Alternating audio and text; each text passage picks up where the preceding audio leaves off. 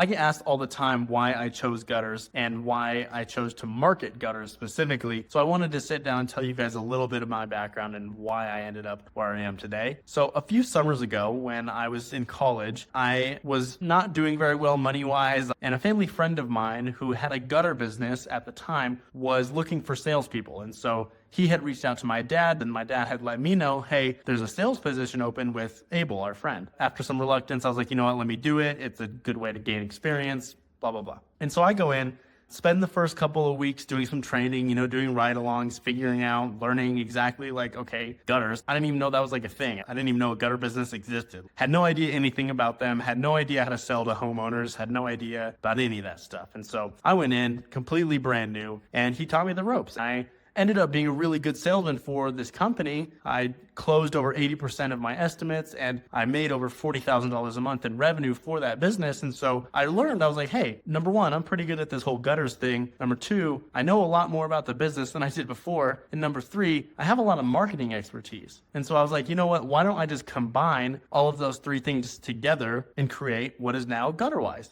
And so over a few months while I got back into college, I was like, okay, I'm just going to figure out what I'm doing and we're going to go from there. So that's how I ended up where I am today. I've learned a lot, made a lot of mistakes, but I'm very excited. So that's kind of how I ended up where we are today.